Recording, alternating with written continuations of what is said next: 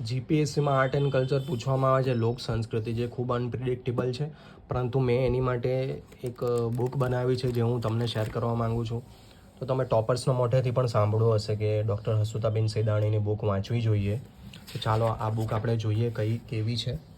પ્રાઇઝની વાત કરું તો 100 રૂપિયાની બુક છે મિત્રો, પરંતુ મેં એને આ રીતે ઝેરોક્સ કરાવી છે. આપણે ચેપ્ટર્સ અનુક્રમણિકાની વાત કરીએ તો લોક સંસ્કૃતિની ભૂમિકા, મુખ્ય સમુદાયો, મેર, આહિર, રબારી, ભરવાડ, કોરી, વાઘરી, ગારુડી, ત્યારબાદ દેવી દેવતા, પાળિયા, લોકમેળા, વ્રતોત્સવ, ગુજરાતનું લોક સાહિત્ય, લોક સંગીત, લોક સંસ્કૃતિની ભૂમિકા જેવું સમાવિષ્ટ છે. હવે આનું તમે જ્યારે ઇન્ડેક્સ જ જોશો તો તમે જોઈ શકશો ઘણી વસ્તુ તો ઇન્ડેક્સ જ તમને માર્ક્સ અપાવી જતી હોય છે. જેમ કે હું તમને વાત કરું આમાં લોકવાદ્ય, તો આમાં એમણે કીધું છે તંતુવાદ્ય, તો ઇન બ્રેકેટ આપેલું છે એક તારો, દો તારો, રાવણ હથ્થો, જંતર, સુરંદો. તો આગળ જીપીએસસીની પરીક્ષામાં પૂછવામાં આવેલું હતું કે દો તારો છે એ કેવું વાદ્ય છે, તંતુવાદ્ય, ધનવાદ્ય કે સુશીરવાદ્ય કે શું છે? તો એમાં આન્સર હતો તંતુવાદ્ય. એટલે આ બુકની ઇન્ડેક્સ પણ તમને માર્ક્સ અપાવી શકે છે મિત્રો. એટલે 360 ડિગ્રી આપણી સંભળી જેવી આંખ હોવી જોઈએ. હવે ચેપ્ટર્સની વાત કરીએ તો ટોટલી થિયરિટિકલ આપવામાં આવેલું છે. તમારે ધ્યાનથી આ બુક અગીને અગીન વાંચવી પડશે. અને મેં ઝેરોક્સ એટલા માટે કરાવી છે કે આ જે સ્પેસ બચે છે એમાં હું આનું જે નિચોડ છે કે શોર્ટ ફોર્મ છે આમાં લખી શકું, એટલે જ્યારે હું રિવિઝન કરું છું તો મને આ આસાની રહે. હવે પાઘડી છે તો કેટલા પ્રકારની છે અને કોણ વાળે છે, તો ગોંડલની ચાંચવાળી પાઘડી, ઓખા પ્રદેશની આટિયાળી, તો એ મારું આ શોર્ટ ફોર્મ છે.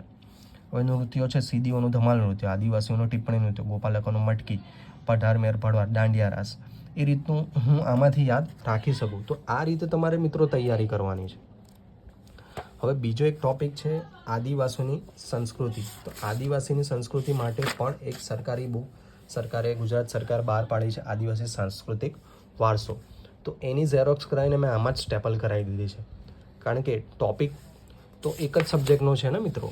જોઈ લો, આ બુક છે મિત્રો, તમને માહિતી પ્રકાશનની ગુજરાત સરકારની વેબસાઇટ પરથી ફ્રીમાં આ બુક મળી જશે. તમે આ રીતે એને ઝેરોક્સ કરાવી શકો. ચિત્રો આપેલા છે અને થિયરિટિકલ સમજાવવાનો પ્રયત્ન કરેલ છે, જોઈ શકો છો તમે મિત્રો. કલરિંગમાં પણ તમે એની ઝેરોક્સ કરાવી શકો છો, બ્લેક એન્ડ વ્હાઇટમાં પણ કરાવી શકો છો, પરંતુ નોલેજ ઇમ્પોર્ટન્ટ છે. પૈસા બચાવવા હોય તમારે તો બ્લેક એન્ડ વ્હાઇટમાં પણ કરાવો તો ચાલે. એટલે આ રીતે જે આદિવાસી છે એનું જો આપેલું છે કે જ્યેષ્ઠ પુત્ર જે મોટો પુત્ર છે એનું શું કામ છે, કાકા છે, મામા છે, આદિવાસી સમાજમાં કાકા મામા કરતાં ઊંચા હોય છે. એટલે આ બધા વિધાન જીપીએસસી ડેફિનેટલી પૂછી શકે. એટલે આખી બુક આ આદિવાસીની છે.